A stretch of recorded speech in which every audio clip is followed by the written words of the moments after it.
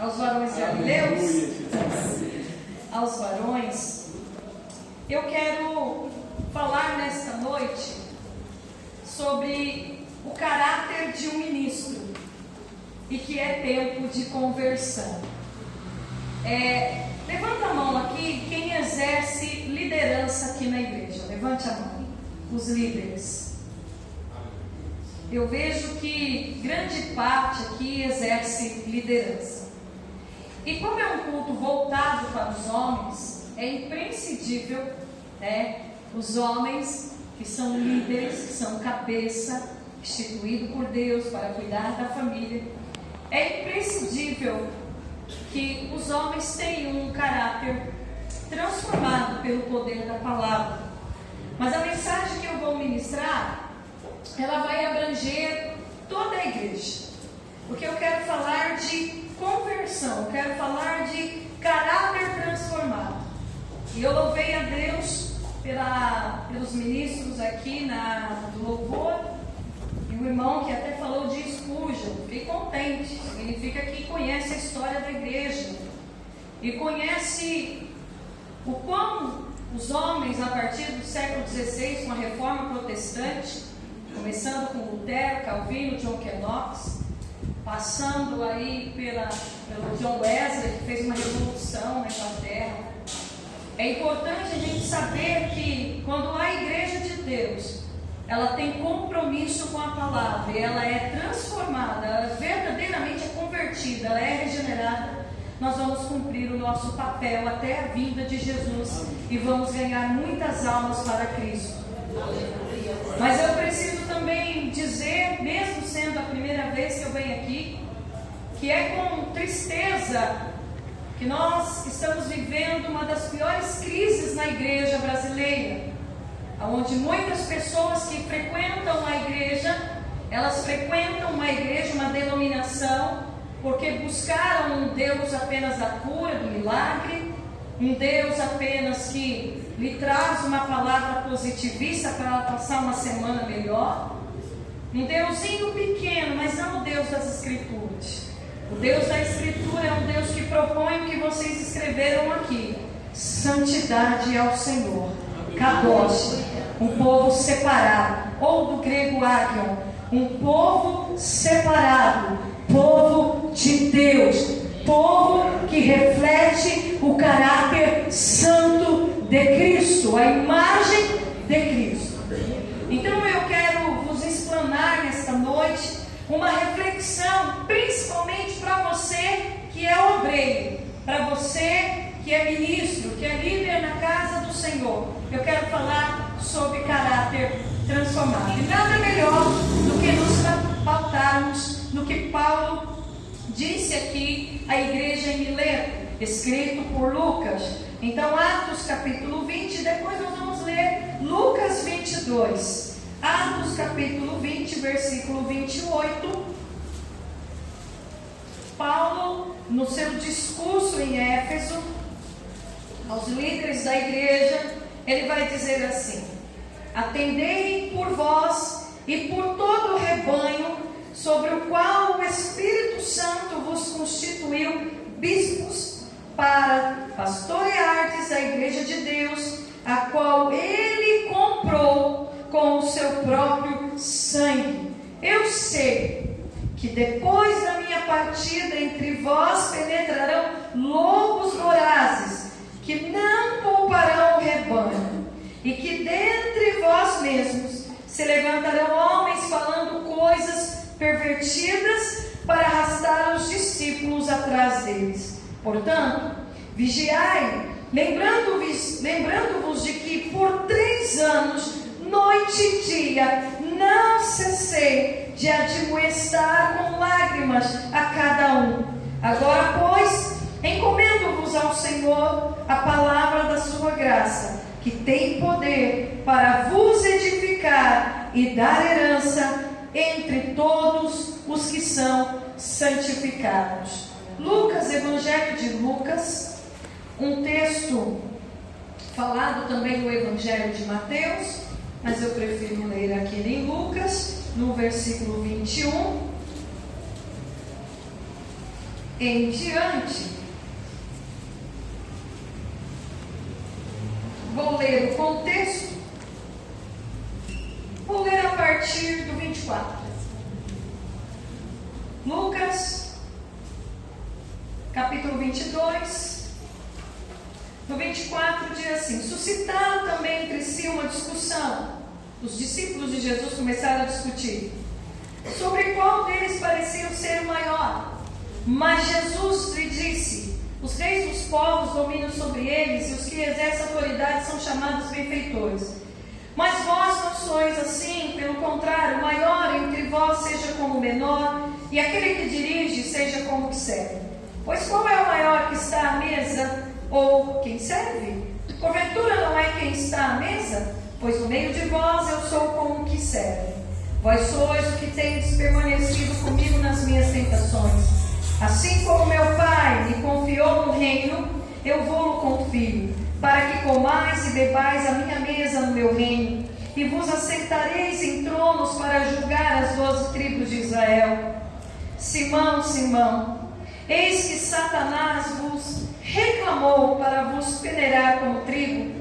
Eu, porém, roguei por ti, para que a tua fé não desfaleça. Tu, pois, quando te converteres, fortalece os teus irmãos. Ele, porém, respondeu: Senhor, estou pronto a ir contigo, tanto para a prisão como a morte.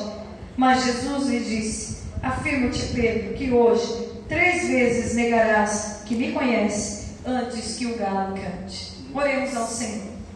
Senhor, diante da tua presença, nós aqui estamos, e nós queremos tributar ao Senhor a glória ao teu nome. Eu te agradeço por vir a esta igreja, a Batista Renovada, Senhor, e por este povo, a noiva de Cristo. Nós estamos aguardando, ó Pai, o ressoar da trombeta de Deus. Nós estamos aqui, Senhor, clamando ao Senhor que o Senhor nos sustente diante das provas, das tribulações, diante das circunstâncias que passamos aqui. Não importa qual seja, nós queremos, Senhor, estar para todos sempre na tua presença. Senhor, e eu peço a Ti que o Senhor fale conosco por Tua santa palavra. Eu estou cônscia, Senhor. Estou cônscia, Senhor, que sou pecador. Estou cônscia, Senhor, da minha responsabilidade. Peço a Ti que o Senhor fale com o Teu povo, que o Teu Espírito convence-nos pelo poder da Tua santa palavra. Senhor, venha nos conformar à Tua imagem. Faça o Teu reino avançar. Eu lhe peço isso em nome de Jesus. Amém. Amém.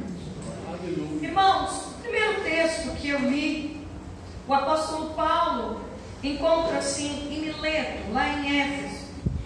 E ele está convicto que ele havia servido o Senhor com humildade, com lágrimas e com diversas provações, e debaixo de tantas ciladas dos judeus, porque Paulo enfrentou uma oposição judaica tremenda em relação ao seu ministério. Tanto é que ele escreve a carta de 2 Coríntios, tendo que defender o seu apostolado, porque ele escreve 1 Coríntios, exortando aquela igreja acerca dos diversos pecados que ali havia, pecados de contenda, de confusão, de imoralidade sexual, de superioridade de dons espirituais. Tanto que Paulo vai fechar a epístola falando sobre a excelência do amor uns para com os outros.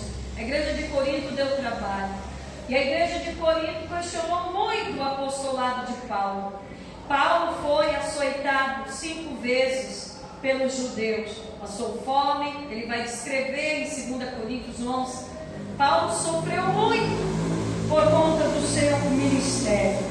Mas ele escreve aqui aos irmãos em Éfeso, e ele diz estar cônscio que tudo que ele passou, todas as suas dificuldades, mesmo assim, ele não havia deixado de anunciar o Evangelho. Paulo estava convicto que ele, como ministro do Evangelho, ele estava cumprindo o seu ministério. E nessa descrição, nesse capítulo, ele vai dizer que o Espírito Santo de Deus estava lhe falando todo momento que se ele fosse a Jerusalém arrecadar a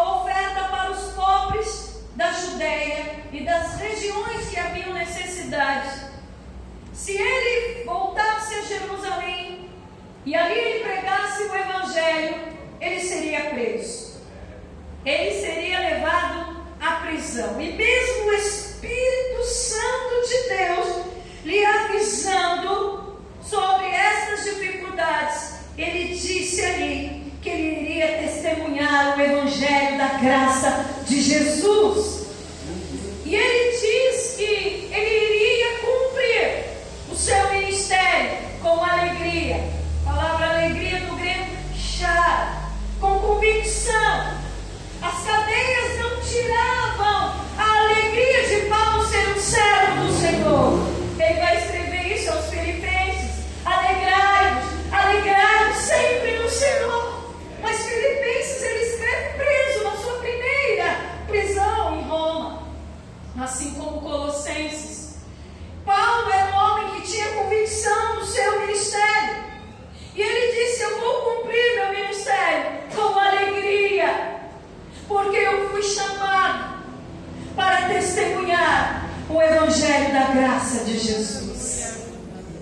E Paulo, ele vai dizer aos membros dessa igreja e à liderança dessa igreja, ele vai dizer: eu estou convicto das minhas cadeias, eu estou convicto das tribulações que vou passar por conta do Evangelho, mas também estou convicto que quando eu partir, ó igreja de Éfeso, homens irão surgir no meio de vocês, não é lá de fora. Não estou falando de um ímpio lá de fora. Estou falando de pessoas que ouvem a verdade do Evangelho e não se convertem. Pessoas que frequentam a denominação de Éfeso, mas não são salvos, não são santificados, não são eleitos, não são convertidos. E esse tipo de gente que vai surgir no meio de vocês vão arrastar discípulos. Aliás, não é a primeira vez que Paulo fala sobre isso. Ele fala na sua carta a Timóteo, ele fala isso para Tito. Depois, Pedro também vai falar sobre isso, e Judas também vai falar. Homens amantes de si mesmos, que iriam olhar para a igreja de Deus e fazer comércio da igreja de Deus. Homens que iriam distorcer o texto da Santa Palavra, iriam pregar um evangelho homocêntrico, antropocêntrico, com a centralidade do homem. O evangelho que coloca Deus à mercê dos nossos desejos. O evangelho triunfalista. O evangelho da teologia liberal, onde as pessoas não vão ter mais consciência do pecado, as pessoas não vão ter consciência do seu estado de fracasso, e as pessoas vão querer conviver dentro de uma denominação, fazendo o que querem, com vida promíscua, com a homossexualidade infiltrada no meio dessa denominação, com a prostituição infiltrada nessa denominação, com pessoas com prática de masturbação, de pornografia no meio da denominação, com obreiros corruptos, pregando um evangelho fácil para lucrar dinheiro. Paulo estava cônscio disso. Paulo disse: eu tenho certeza que após a minha partida, muitos vão ficar, como ele disse a Timóteo, com a mente cauterizada, inertes a verdades do Santo Evangelho.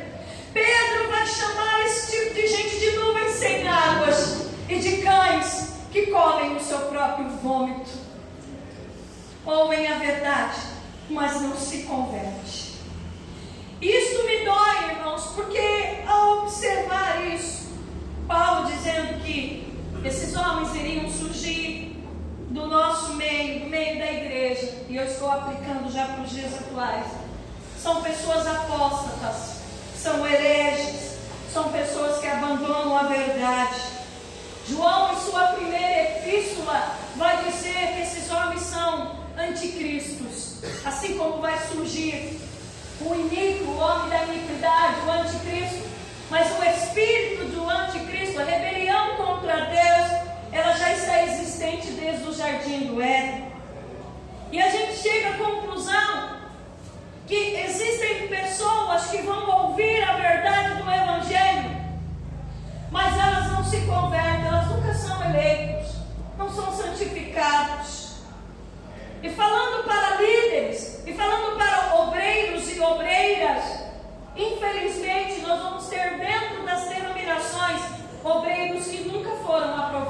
pelo Senhor. Eu estou lendo um livro que tem por título O Pastor Aprovado, de Richard Baxter, um puritano do século XVII. E Richard Baxter, ele vai dizer, aliás, leia esse livro de Richard Baxter, e leia também o John Stott, você que gosta de ler, o livro de John Stott, um livro chamado Tu Porém. Ambos esses livros, escritos por esses homens de Deus e escritos para líderes, para liderança. Eu confesso aos irmãos que, ao estudar esses livros, eu fiquei muito preocupada com o quadro que nós estamos vivendo nas nossas igrejas, seja na denominação a qual eu pertenço, uma denominação instituída no Brasil em 1910, com os irmãos, eu não sei o tempo da existência da Batista Renovada, mas, irmãos, eu tenho ficado preocupada porque, sem dúvida nenhuma, haverão muitas pessoas reprovadas em seus ministérios do que aprovadas. Falando de ministério, ser homem, ser marido, ser pai, é o exercício de um ministério. E muitos homens estão sendo reprovados. Muitas mulheres estão sendo reprovadas. Eu estou falando reprovadas por conta de não praticar o Evangelho, de não viver a palavra. Tudo isso porque pessoas estão cantando, pregando, exercendo ministérios, dons, fazendo evangelismos, mas sem ter um caráter transformado. E ambos esses livros, se vocês lerem, e além da Escritura Sagrada, vamos mostrar que pregar o Evangelho, mas não viver o Evangelho, irá nos condenar ao lago de fogo ardente. As pessoas não gostam de ouvir mensagens sobre o inferno, mas a pessoa que mais falou sobre o inferno nem foi o apóstolo Paulo, nem foi Pedro, nem foi Judas, foi Jesus. Se nós estudarmos os evangelhos, Jesus dizia a todo momento que aqueles que não viverem na verdade do evangelho serão levados às trevas exteriores. E John Stott, neste livro Tu Porém, ele consegue ter uma visão da carta de Paulo a Timóteo, por exemplo, e ele consegue resumir a carta de Paulo em 4 itens, dizendo que Paulo disse a Timóteo: Timóteo, em relação ao Evangelho, primeiro, guarda o Evangelho. Segundo, Timóteo, sofre pelo Evangelho. Terceiro, Timóteo, permanece no Evangelho. E por último, você prega o Evangelho. O grande problema, irmãos, e eu falo isso porque eu trabalho na área teológica há muito tempo. Muita gente vem para o seminário achando que vai se tornar doutor, mestre em divindades. Muitos andam com seus anéis, obrigada, minha irmã. Muitos andam, sabe, mostrar conhecimento, mas sem transformação alguma de caráter. Quando Paulo disse para Timóteo: guarda o Evangelho, Paulo está dizendo: Timóteo, ouve a palavra e deixa essa palavra transformar quem você é. Deixa a palavra transformar o seu caráter. Se antes você mentia, não minta mais. Se antes você furtava, não furte mais. Paulo vai fazer uma descrição em Éfeso, capítulo 4, versículo 17, abrangendo o capítulo 5 e culminando no capítulo 6, onde eu fico brava. Irmãos, eu sou de um segmento pentecostal, mas eu estou brava, porque estão se isolando versículos da palavra para pregar o que querem, e se esquece que quando Paulo diz lá no capítulo 6 para a igreja se revestir do poder de Deus, é porque antes ele já trabalhou o item da unidade e da santificação no meio da igreja.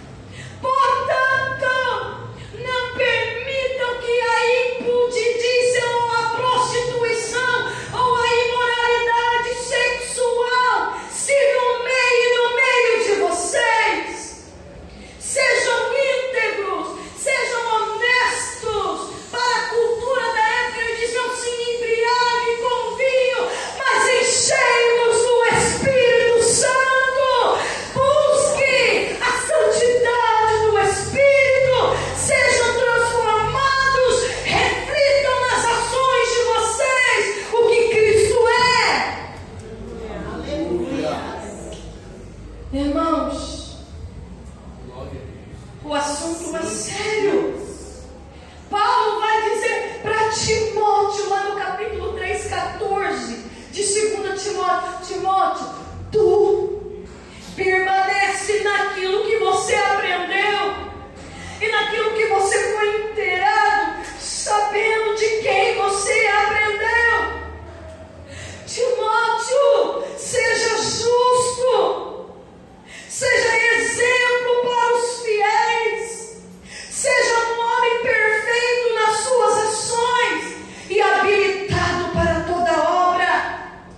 E eu vou dizer para os irmãos, eu fico com vergonha muitas vezes da igreja brasileira de ver muitos homens e mulheres e jovens e adolescentes que passam longe de dar testemunho do Evangelho. Falando para você nesta noite, que é ministro, que é líder, não importa se você exerça um cargo ou não, a partir do momento que você constituiu uma família, você já exerce liderança. A partir do momento que você vem para o Evangelho, essa palavra não é só para líder. Isso abrange adolescentes, jovens e até mesmo as crianças, por que não? Porque a palavra de Deus vai dizer, Paulo escrevendo aos Efésios, no capítulo 2, que antes da fundação do mundo, Deus elegeu uma igreja para ser santa e irrepreensível. E Paulo vai dizer a Timóteo que um obreiro, que um ministro, ele tem que ser irrepreensível. A palavra original no grego para irrepreensível é sem culpa, sem defeito, alguém que não é empecilho para o bom andamento do Evangelho. O Richard Bachs, ele vai dizer, irmãos, que um servo de Deus, um obreiro, um servo de Deus, antes dele ministrar aos outros, ele deve ter cuidado de si mesmo e assegurar-se que ele é convertido. Olha o texto que eu li, bata os olhos, abra lá de novo em Atos 20, 28. A primeira coisa que Paulo está dizendo para esses líderes e para esses homens, para os homens, isso abrange mulher, mas aqui primeiro é homem. Ele está dizendo assim, atendei por vós. A parte A do versículo. Atendei por vós. Primeiro, assegura-te que você é convertido para poder falar alguma coisa para os outros. Tome cuidado para você não estar pregando sobre Cristo aos outros sem que você esteja sem Cristo. Porque eu quero pregar. Porque eu entrego panfleto. Porque que homem você é dentro de casa? Quem é você fora desse ambiente aqui de 1h30 de culto de 2 horas? Quem é você? Você fala como Jesus? Pensa como Jesus? Você já renunciou à sua própria vida por Jesus? Quem você ama mais? Seu carro, seu emprego, suas coisas? Ou você ama Cristo? Quem você é dentro de casa? Que cidadão você é? Você paga impostos? Seu nome está limpo? A não ser algumas exceções de um desemprego e algumas situações que a gente sabe que ocorre, mas irmãos, exceção da exceção, porque um cristão tem que correr para limpar nome. Um cristão não pode emprestar dinheiro de agiota, isso é um absurdo.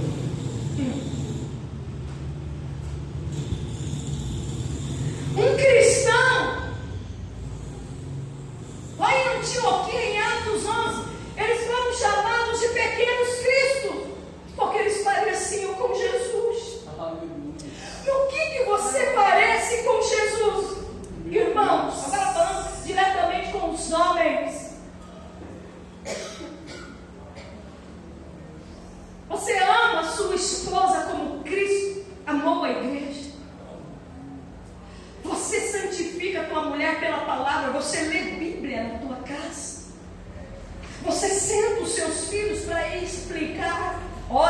Gênesis, Êxodo, Levítico, Números, Deuteronômio. O tema de Gênesis é esse.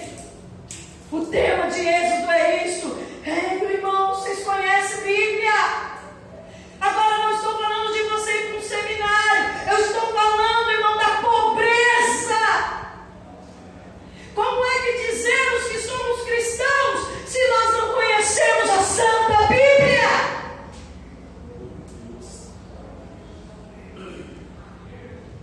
Você ensina como ler os seus filhos na palavra. E eu tenho que concordar com o pastor Paulo Júnior. Geração pobre. E não fiquem bravos comigo, porque talvez eu não volte mais aqui pela forma que eu estou ministrando, mas uma geração de homens fracos. Eu fiquei viúva, irmãos, há 8 anos, mas está difícil achar um varão para ensinar a palavra para mim. Como está?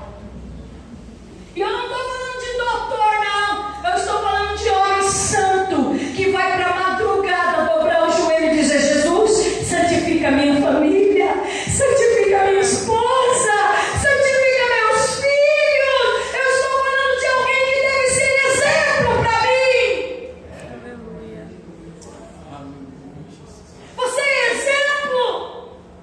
Porque Paulo está dizendo, em primeiro lugar, se preocupe com a sua vida. Se preocupe em ser testemunha do Evangelho. Eu vou ler um trecho para os irmãos, só para os irmãos sentirem a responsabilidade do que é você ser um reflexo da imagem de Jesus. O Richard Batts, eu vou ler só um trechinho, ele diz assim, foi prometido aos fiéis pregadores do Evangelho uma recompensa gloriosa, mas tu jamais desfrutarás desta recompensa, a menos que tu mesmo tenhas recebido primeiro o Evangelho.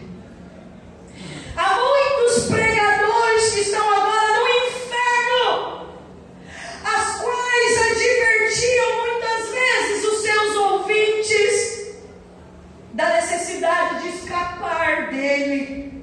Talvez esperes que Deus te salve a ti por teres oferecido o Evangelho a outros, enquanto você mesmo rechaça o Evangelho, rejeita o Evangelho. Deus nunca prometeu salvar pregadores sem que eles ao menos sejam convertidos. Não ser convertido é terrível, mas ser um pregador que não é convertido é pior ainda. Não terás medo tu de abrir a Bíblia e leres acerca da sua própria condenação? Não te das contas que está incrementando a tua própria culpa ao ressarçar o Evangelho que proclamas? Contudo, é comum que um pregador convertido não se preocupe da sua própria condição. Diariamente, ele tem as verdades preciosas do Evangelho para viver uma vida santa. Quão trágico é morrer de fome tendo o pão da vida nas mãos e estar animando os outros para que coma, pregando o Evangelho, mas infelizmente levando a si mesmo ao juízo santo de Deus. E muitos naquele dia dirão, Mateus 7, Senhor, Senhor, no teu nome preguei, no teu nome expulsei demônios e fiz maravilhas. E ele vai dizer, eu não te conheço. Preste atenção, irmãos. O quão perigoso está para mim e para você pregar o Evangelho e não viver o Evangelho. Quando nós estudamos as cartas de Paulo, a gente vai ver que acerca de obreiros ele só falou de caráter. Caráter. Quando ele vai qualificar homens de Deus, ele não pergunta se a pessoa tem dinheiro, ele não pergunta de status sociais, ele não pergunta de questões materiais. Paulo só descreve caráter. Paulo descreve que um obreiro, um homem chamado para o Evangelho, tem que ser livre da ganância.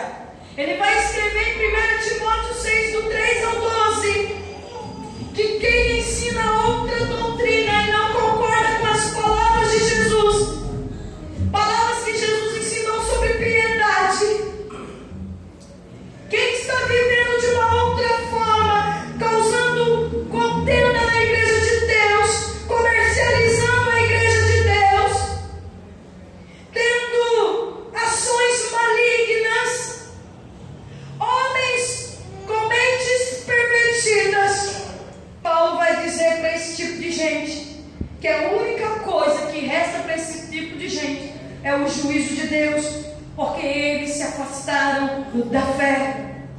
E Paulo vai dizer: Timóteo, o amor ao dinheiro é a raiz de todos os males, e quem é cobiçoso e quem vai atrás dessas coisas vão se desviar da verdade. Tu, porém, homem de Deus, foge dessas coisas, segue a justiça. Aleluia! Segue a piedade, segue o amor, segue a mansidão, combata o bom combate da fé e toma posse da vida eterna, Timóteo. Meu irmão, minha irmã, não cai nessa que a sociedade implantou na nossa cabeça que a gente tem que ter sucesso em tudo. Jovens que aqui estão nessa noite, que você tem que ter uma excelente faculdade, que você tem que ter um excelente emprego. Tudo bem, estude, faça faculdade, você tem que sustentar sua família, mas entenda, o Evangelho está acima, o Evangelho está além, está muito além. Cadê os jovens? Daqui 10 anos, o que vai ser desse púlpito, meu Deus do céu? Será que a gente só vai ter esse tal de receba a vitória, receba a bênção? Eu estou vendo anjo, chave, 400 pastores para lá, sal, vassoura ungida. Não! Paulo disse: foge dessas coisas e apresenta-te a Deus aprovado, manejando a palavra da verdade.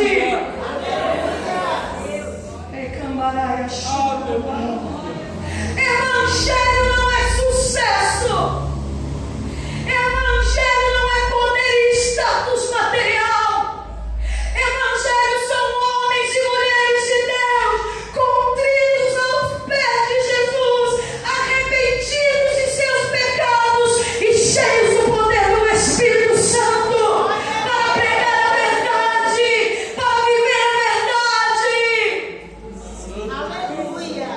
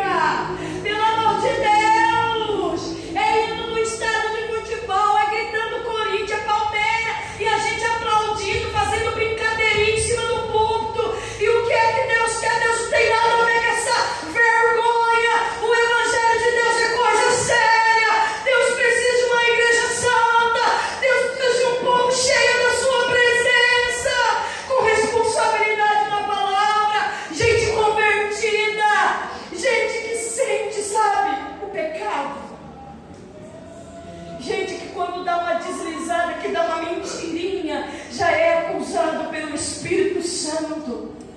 Faz como Spurgeon, faz como John Bunyan, que orou 18 meses, dizendo: perdoa, Senhor, meus pecados. Gente convertida faz como Davi: eu errei, eu pequei, enquanto eu me calei, os meus ossos secaram. Davi escreveu 7 salmos, dizendo sobre a tragédia do pecado na vida dele, até que ele escreve o Salmo 51, tendo noção que ele foi concebido em pecado, um miserável pecador. Mas ele fala: Deus, eu poderia te dar holocaustos, eu poderia te dar sacrifícios, eu sou o rei de Jerusalém, eu tenho grana para te mandar fechar, a cidade de Jerusalém e te oferecer um belo de um culto, um belo de um congresso, um belo de uma festa, a marcha para Jesus, o carnaval gospel, né? Não. Esse homem vai para o joelho e diz: cria Deus. Cria Deus. A palavra criar no hebraico significa faz o verdadeiro milagre. Pelo menos ali naquele texto. Oh meu Deus, se fala tanto de milagre. Milagre é transformação. Sabe o que é milagre? Milagre é a vida de Paulo, um perseguidor, um imoral, um iníquo, que matava os cristãos. Mas quando ele se encontrou com Jesus, quando ele se encontrou com a verdade, ele escreve aos Filipenses dizendo: tudo que eu conhecia, o meu conhecimento teológico, tudo que eu aprendi na escola de Gamaliel, tudo que eu trago da tribo de Benjamim, eu não quero nada disso, porque quando eu olhei para ele, eu deixo essas coisas para trás e eu prossigo para o alvo, para a soberana vocação que está em Cristo Jesus. Paulo dizia: eu vou espurrar o meu corpo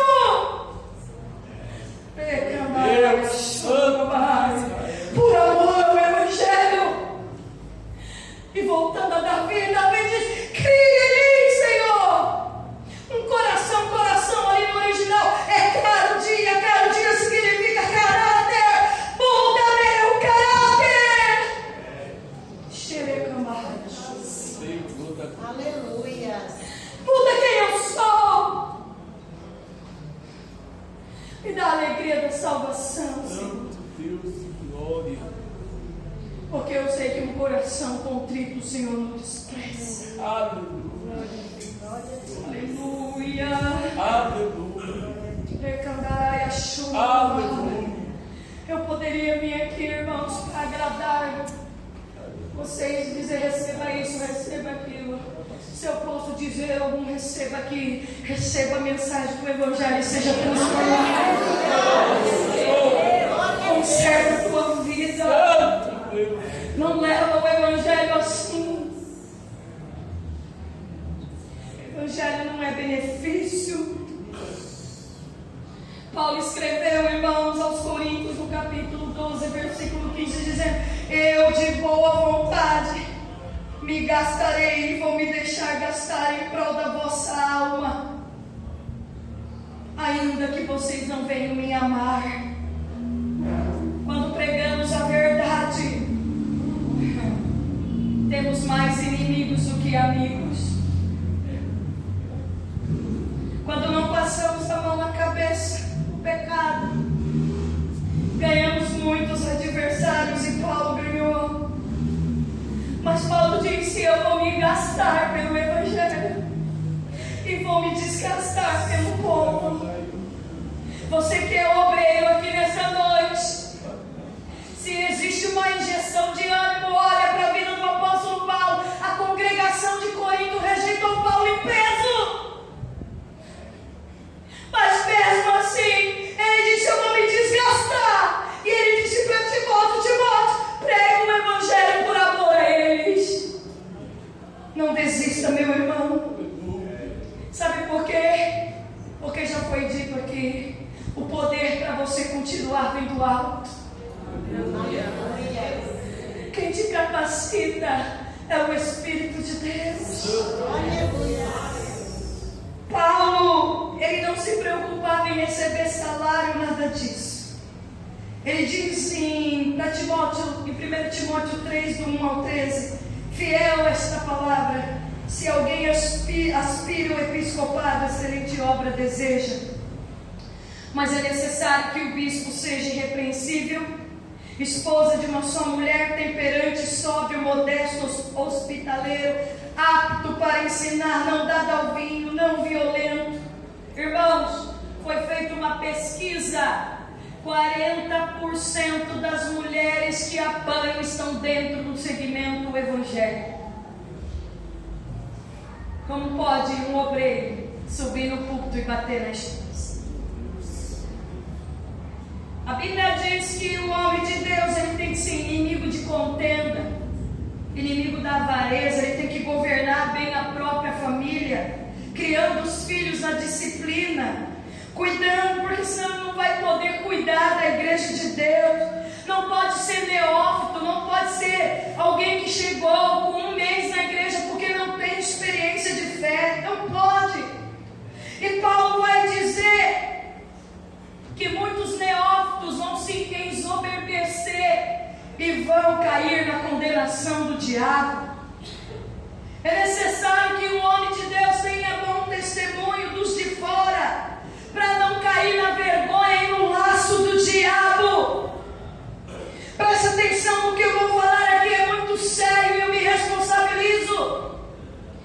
Irmãos, a gente fica com essas frases que nós estamos pisando na cabeça do diabo, que o diabo fica assim, pisa na cabeça dele. Irmãos, o diabo está atuante, ele não brinca em serviço. Paulo está dizendo aqui que pessoas que não dão testemunho do evangelho, que os homens que não dão testemunho do evangelho estão dando vazão a Satanás. E não adianta a gente ficar, eu repreendo. Sabe como você repreende o diabo? Quando você vive a verdade do evangelho, aí ele vai fugir de você. Mas enquanto você falar e não viver, ele está brincando com você. Mas eu ainda creio que há poder no sangue de Jesus. Aleluia. Eu creio no poder do evangelho de Jesus. E eu creio que toda obra do diabo cai diante do poder do santo evangelho. Aleluia. Cuidado. Satanás, ele anda de redor, irmão. E por onde ele está trabalhando? Por não vivermos a verdade do evangelho. Paulo vai dizer que um homem de Deus tem que governar a sua casa. Paulo vai dizer que um homem de Deus tem que ser irrepreensível, tem que ter um comportamento exemplar. Pense você é exemplar?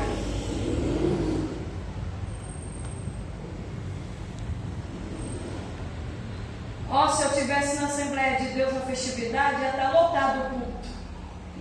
E não pense os irmãos que eu tenho medo, viu? Que eu já teria virado e dito: vocês são exemplares.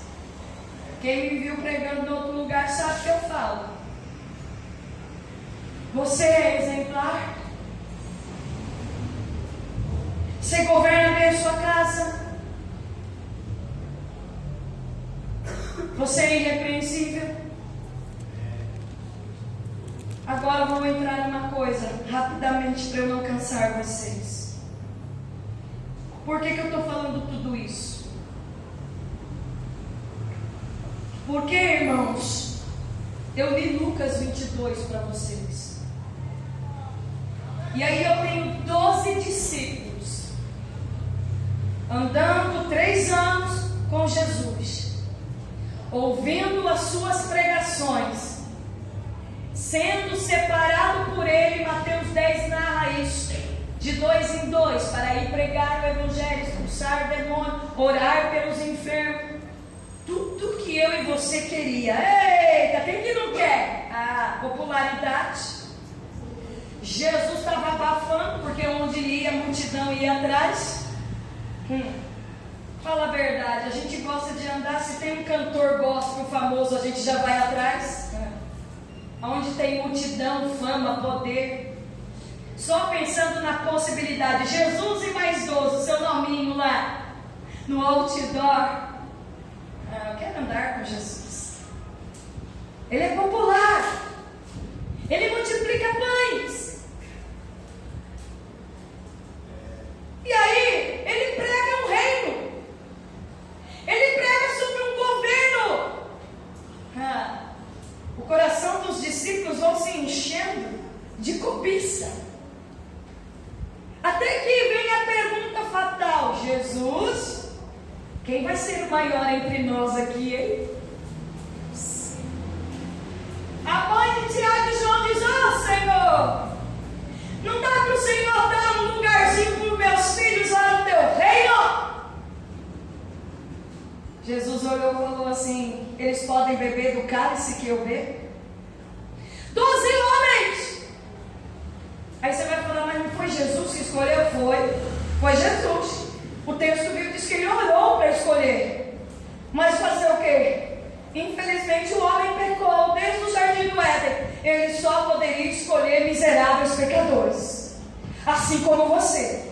E não fica bravo comigo não, porque você é um miserável pecador, cheio de falha, cheio de defeito, cheio de pecado em oculto. Talvez você não exteriorizou, mas está aqui, ó. E Jesus é tão perfeito que no Sermão do Monte ele vai dizer para a cultura masculina. Eu não estou sendo feminina não, que a cultura da época só tratava com os homens. Jesus que quebrou os paradigmas e começou a falar com mulher, porque mulher não valia nada para a sociedade. E ele disse para os homens: ei, o adultério não é quando vai para a cama, não. É quando você deseja, é quando a cobiça está dentro de você. O pecado não pode ser combatido de forma estereótica. O pecado tem que ser combatido aqui dentro. E é isso que o Evangelho faz. O Evangelho não transforma apenas o exterior. O Evangelho vai lá dentro do coração. E é por isso que nas cartas da igreja, das 7 igrejas da Ásia Menor, ele vai dizer: eu conheço as tuas obras. É por isso que vai estar recheado de pensamentos na Bíblia. Deus dizendo através de Jeremias: diz para Israel que eu conheço a mente e o coração. Eu sei quem você é. Não adianta você pôr uma capa e bater no peito: oh, eu sou convertido. Oh, eu sou discípulo de Jesus, mega popstar. Jesus percebendo, aliás, sabendo, né? Não é percebendo, que os seus apóstolos, aqueles a qual ele responsabilizou para pregar o Evangelho, precisava de conversão, mesmo eles andando com Jesus. Porque o Espírito Santo, transformador, regenerador, foi dito aqui nessa noite que ele é o outro consolador. Só para os irmãos saberem que João 14, quando ele está falando de outro consolador, a palavra grega é allos, para outro, significa da mesma essência. Jesus está dizendo: eu vou para o Pai, mas descerá o Deus Espírito Santo, a Trindade, né? Porque eles são um em três. Eu sou filho, e na função de filho eu vou até a cruz. E na cruz eu vou te substituir, morte vicária, e eu vou levar sobre mim a sua culpa e o seu pecado. Mas após isso, o Espírito Santo descerá da mesma essência, e vocês poderão ser a habitação do próprio Deus, podendo refletir a conversão genuína, a imagem de Deus, através da santidade do Espírito.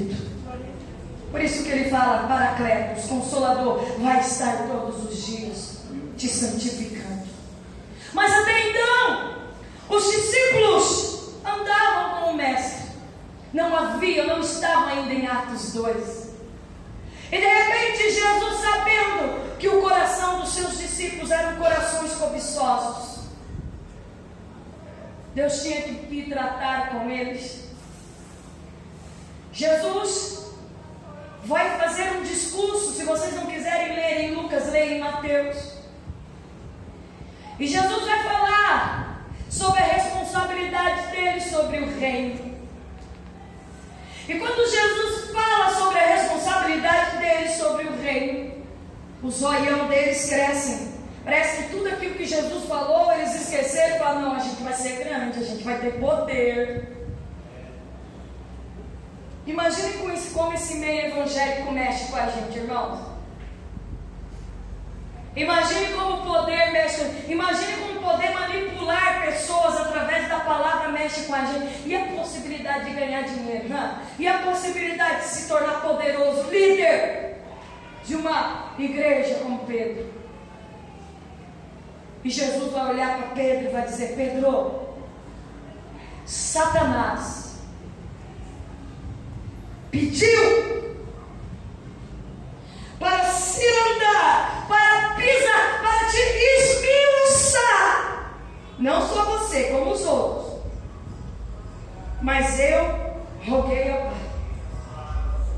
Eu intercedi pela sua vida, Pedro, para que isto não venha acontecer com você e com os demais. Porque Jesus usa plural, vos pediu, para peneirar, vos pediu. Isso significa que envolvia todos os discípulos. Deixa eu falar uma coisa aqui para os irmãos. Talvez você possa até discordar. Mas Pedro se achava convertido, transformado. Não. Sinto muito te dizer. Pedro se garantiu demais nos milagres, se garantiu demais nas maravilhas, se garantiu demais em andar com Jesus. Agora, qual é o grande problema aqui? É que o diabo pediu para peneirar. E a Bíblia King James, eu acho melhor essa tradução, porque a Bíblia King James, no século 17, diz assim, neste versículo: Simão, Simão, Satanás recebeu autorização para te peneirar como trigo. Eu que roguei por você, e quando você se converter, fortalece os teus irmãos. Agora eu pergunto para vocês, irmãos, como que Satanás teve legalidade para peneirar Pedro e só não fez porque Jesus intercedeu? Satanás teve uma autorização. E eu fiquei a pensar sobre isso. E eu entendi duas coisas. Primeiro, essa legalidade que os discípulos deram ao diabo ocorreu porque eles deram lugar. Eles colocaram para fora a ambição deles. Eles colocaram para fora o desejo de poder, o desejo de obter. E eu vou dizer uma coisa, irmãos. Talvez você está andando com Jesus porque você sabe que Ele tem poder e Ele pode te abençoar, Ele pode te curar, Ele pode te libertar. Mas talvez esse seu andar com Jesus é puro interesse. E na hora que Ele olha para você e diz que você precisa ser o sal da terra, a luz do mundo, que a tua justiça tem que exceder a dos escribas e fariseus, você está ouvindo isso jogando lixo. Talvez se fôssemos nós no Sermão do Monte, aonde Ele diz que a gente tem que orar pelos inimigos, que a gente tem que rogar ao Pai. E eu quero morrer na Assembleia de Deus quando o povo fica: pedi, dai-se-vos-á, receba. Ninguém lê Lucas, ninguém faz um paralelo com Lucas. Lucas vai narrar: pedi,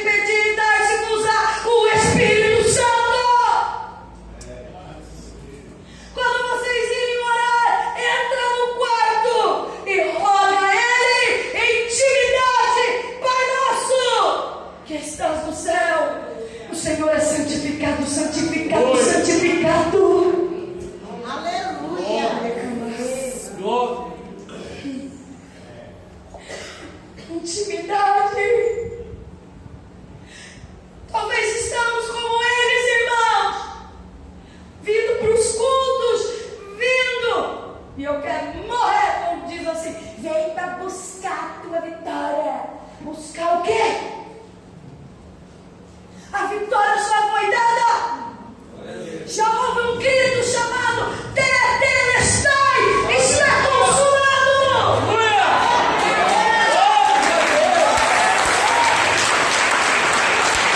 Se é para Jesus, bata palma, porque está consumado a salvação, está consumada a eternidade, está consumada a igreja de Deus, está consumada a glória de Cristo.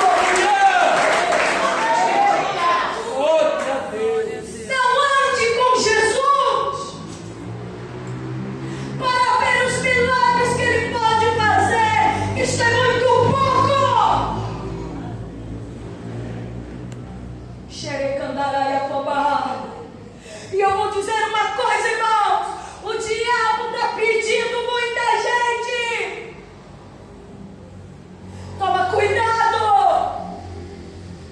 Você tem um adversário inteligente, árduo. Segundo ponto: se houve autorização de Satanás, é porque também o próprio Deus estava permitindo isso, para chegar nesta frase que foi um tapa na cara de Pedro e é um tapa na minha e na tua cara. Imagine Jesus dizendo aqui nesta noite: o diabo pediu para te peneirar, eu intercedi por você, e quando você se converter, você vai pregar o meu evangelho com autoridade. Quando você se converter, você vai confirmar teus irmãos. O que, Jesus? O Senhor está dizendo para mim, eu tenho 30 anos de Assembleia de Deus, e o Senhor está dizendo para mim que eu não sou convertida. Que história é essa? Eu já construí igreja, eu já trabalhei em cantina, eu sou teóloga, eu oro, eu jejuo, eu dirijo o círculo de oração. É você!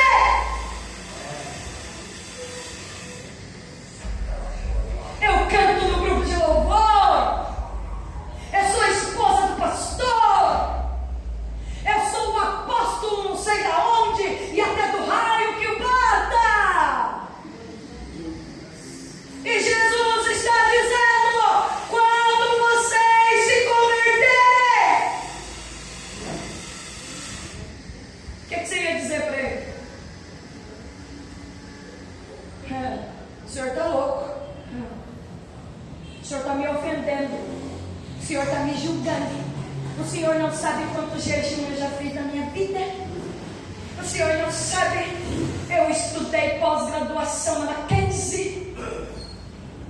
Eu sou aminelista, pós-tribulacionista, sou pré-tribulacionista, eu conheço a escatologia.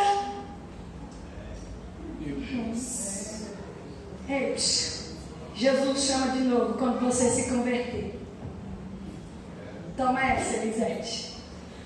Oh, mas eu aprendi sobre eleição, e eu aprendi que existe uma igreja salva. Existe. Só que tem muita gente que Deus está tendo paciência para chegar a ser eleito. Pedro diz que ele não está demorando para retornar em relação à sua segunda vinda.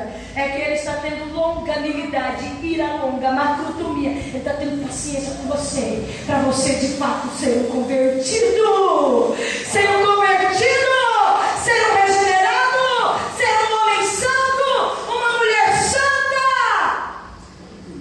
sem cobiça no coração, sem mentira. Está sendo gravado, Gabriel, para essa geração parar de se masturbar, parar de, ter relação sexual e na maior cara de pau sobe no púlpito. Convertido.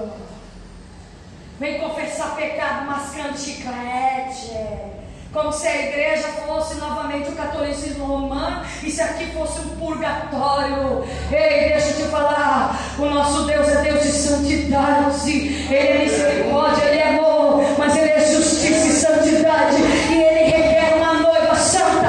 É por isso que o sangue dele foi derramado, para te purificar de todo o pecado.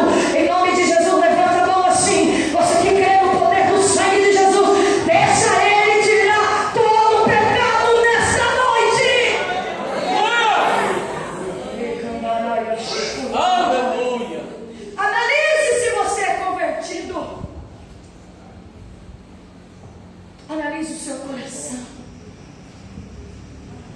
Isso aqui fere qualquer um. Isso aqui dá até discussão teológica. Pode me chamar lá no Vejam Só. Já fui uma vez lá no Vejam Só. Ficaram bravos comigo que eu meti Bíblia neles lá. Eu não falo isso com pretensão. Falo isso porque o povo não quer Bíblia. O povo quer levar a gente lá no Vejam Só para atrair, então, né, o público em teminhas. BBB. Quero de BBB não, quero saber da verdade do Evangelho. Ficaram bravos lá comigo. Porque quando se prega a verdade, mexe com todo mundo, mexe o ego. Você imagina, irmão, chegar para a liderança da igreja no Brasil, para apóstolo, para bispo, para isso, para aquilo, e Jesus, ousado dizer: ei, quando vocês se converterem. Imagine João Batista dizendo: ei, quem induziu vocês a fugirem da ira futura? Suas raças de víbora. Jesus chamou os religiosos, né, porcos lavados, cães. Você é pouco caiado. Para de viver uma mentira.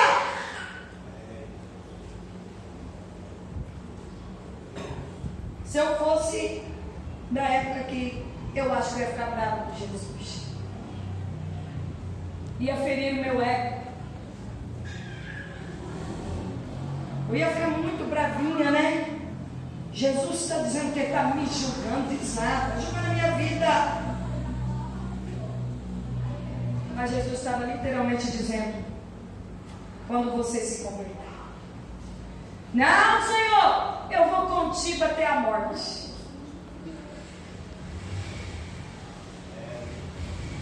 Não me responda não, reflita. Você vai com Jesus até a morte?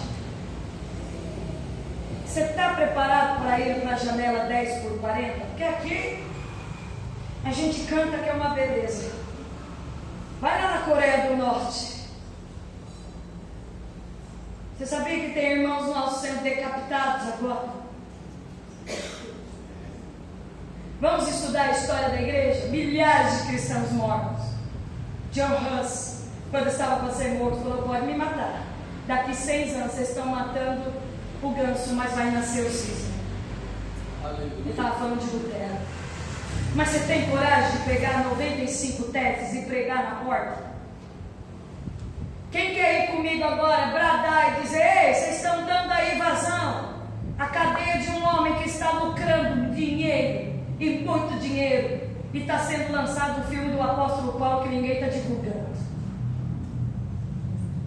Construções. O evangelho virando comércio, e esses homens estão dizendo: nós somos santos. E as pessoas viram para mim e dizem: não julga, missionária. Ninguém está julgando que eu não sou juiz, mas eu tenho certeza que diante do juiz ele vai dizer para um monte de gente que se achava convertido: apartai os de mim, malditos, para o fogo eterno. No que eu quero finalizar a mensagem para nós aqui nesta noite.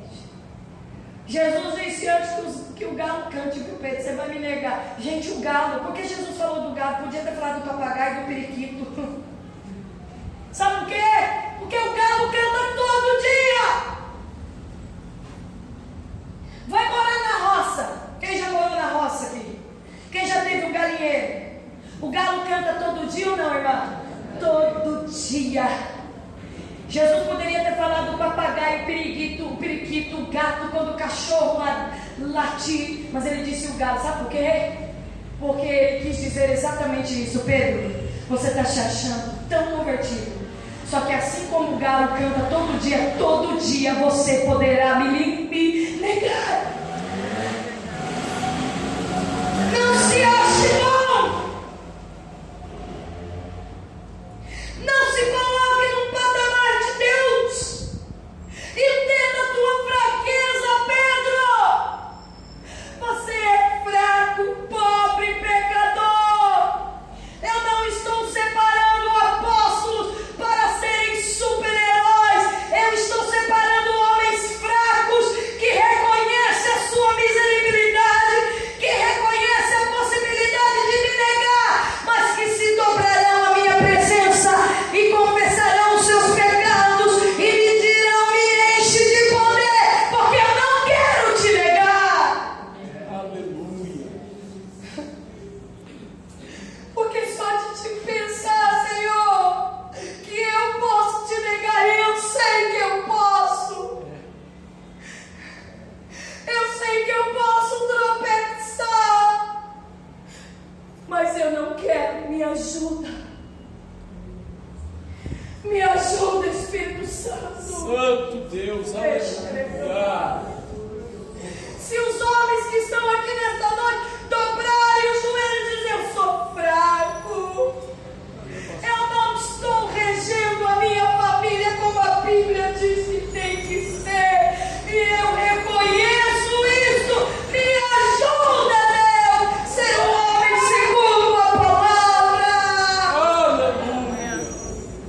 Se você, irmã, se prostrar diante dele e dizer: eu sou fraco, o galo vai cantar amanhã, e amanhã eu posso te negar, Jesus. Mas eu não quero. Eu não quero. Eu quero ser cheio do teu poder. Eu quero ser cheio da tua autoridade. Irmãos, os discípulos, quando Jesus morreu, ficaram com tanto medo que eles se esconderam dentro de uma casa. Maria Madalena foi ver o corpo de Jesus, para ao menos ela disse: eu quero ficar com o corpo dele. Imagine como que essas mulheres ficaram perdidas numa sociedade machista. Você acha que Pedro estava preocupado em cuidar de mulher? Não estava. Mas Jesus cuidou das mulheres. Jesus conversou com uma mulher samaritana, com a vida toda errada, cheia de divórcio. Mas ele se apresentou para ela como Salvador. Ele expulsou demônios de Maria Madalena. Ela era grávida e ela estava se sentindo desprotegida.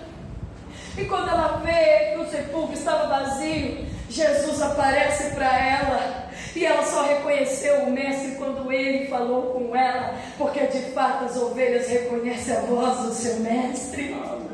E ela sai para correr, para contar para esses discípulos. Eles não acreditaram, irmãos, ao ponto de Pedro ter que ir lá ver com seus próprios olhos. Mas mesmo assim, eles não acreditaram.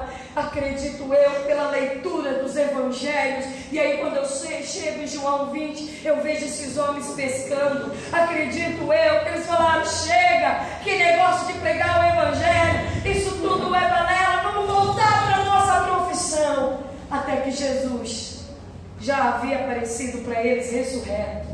Tomé já havia pegado nas suas mãos furadas, e mesmo assim não havia dado resultado ainda. Até que eles foram pescar, não conseguiam apanhar peixe. Jesus aparece e joga a rede lá. Meu Deus do céu, Jesus teve que vir com um milagre para o povo acreditar que é ele. Que tristeza. E aí Jesus começa a conversar. João cutuca Pedro e Pedro: opa, é ele. Jesus olha para Pedro e fala: Pedro, tu me amas? A palavra que Jesus usa para Pedro ali é filéu. Tu me amas com amor fraternal? Amor de amigo? Você me ama, Pedro? Você é verdadeiramente meu amigo, Pedro? Senhor, tu sabes que eu te amo.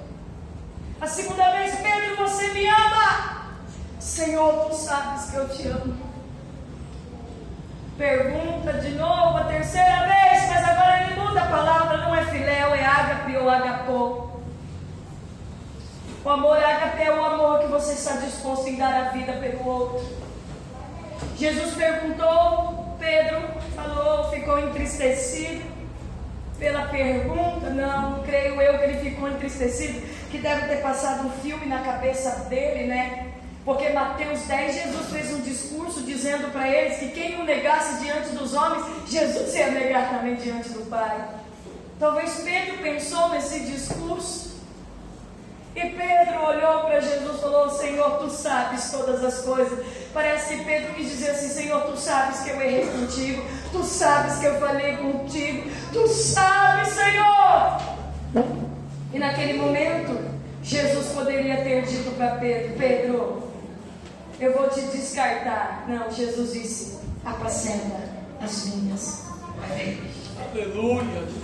Para fechar, quando o Espírito Santo desceu sobre a vida dos apóstolos, este Pedro covarde, esse Pedro que era cobiçoso, foi transformado, pregou o Evangelho, 3.000 almas se converteram, e na sua morte, ele se achou indigno de ser crucificado como Jesus. Ele aceitou a ser crucificado de cabeça para baixo. Depois da descida do Espírito Santo, todos os apóstolos entenderam o que de fato é conversão. O que é você ser convertido? É você viver o poder da santidade do Espírito todos os dias na sua vida. O que é você ser convertido? É você ter Gálatas 5, 16, 17, 18 na sua mente. Saber que o Espírito vai lutar contra a carne. E que só é nascido de novo aqueles que de fato andam segundo o poder do Espírito de Deus. O que é você ser um convertido? É você saber que você é fraco, limitado, mas ao mesmo tempo é você depender inteiramente do poder da graça para vencer todas as tentações, para vencer as tribulações. O que é você ser um convertido? É você abandonar o pecado. É você dizer não para o pecado. É você olhar para Cristo na cruz e saber que Ele morreu e Ele ressuscitou. Mas assim como Ele morreu e ressuscitou, você morreu para o pecado e ressuscitou para uma nova vida com Cristo. Isso é conversão. A igreja pode ficar de pé, pastor? Vocês cantaram um hino que diz mais de ti e menos de mim. Que Ele cresça e eu diminua. Que Ele apareça e eu me constranja com a sua glória. Talvez a pergunta que eu vá fazer aqui, você vai dizer, mas missionária, eu sou crente. Eu sei.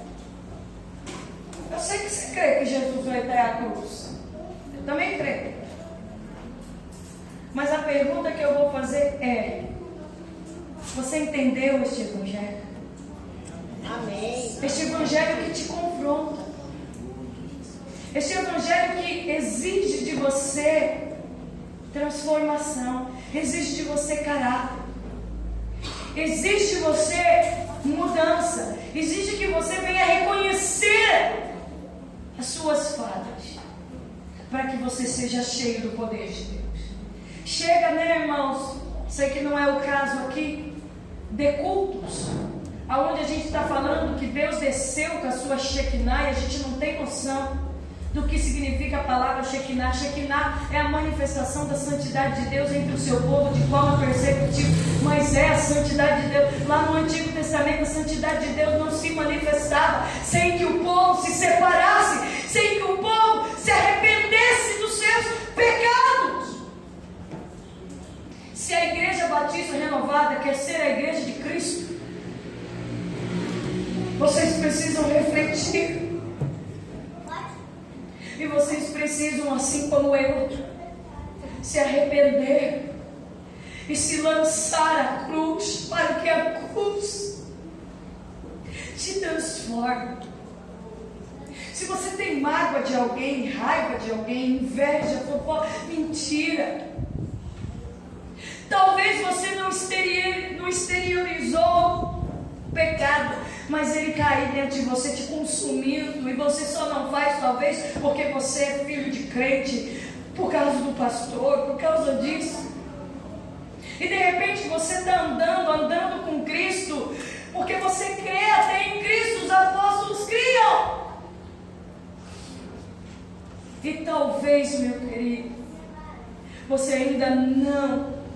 Eu demorei para entender. Eu vou confessar aqui, irmãos. Vocês acham que eu era convertida no meu primeiro ano de crente?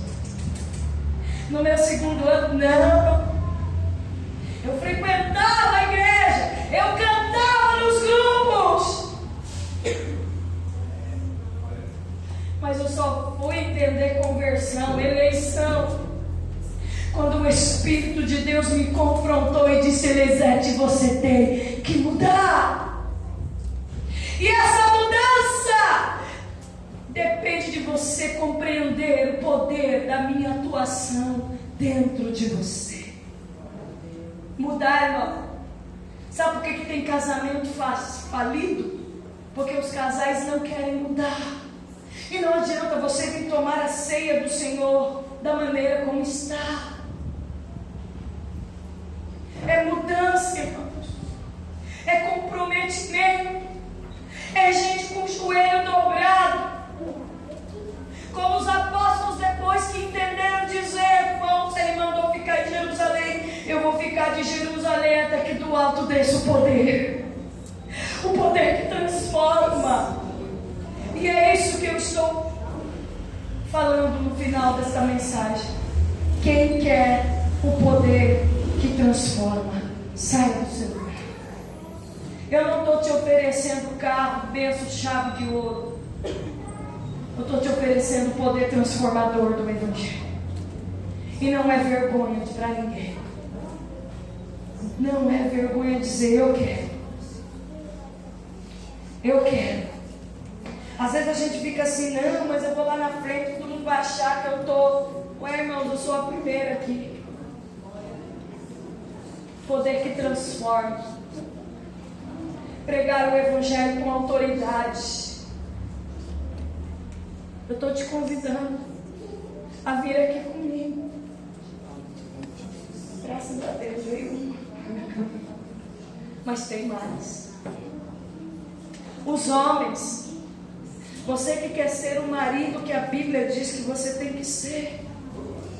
Você que quer ser o filho que a Bíblia diz que você tem que ser. Você que quer ser o obreiro que a Bíblia diz que tem que ser. Os irmãos fiquem aqui, eu estou aqui. Pode sair do seu lugar.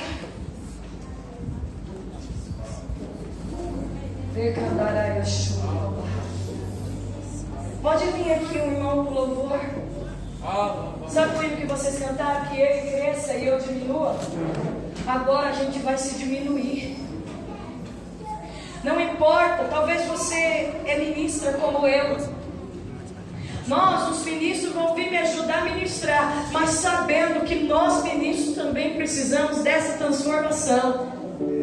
Se há alguma diferença, é que como ministro, Deus outorgou ainda responsabilidade, além de ser transformado, tem que colocar a mão e jorrar poder de Deus para transformar outras vidas.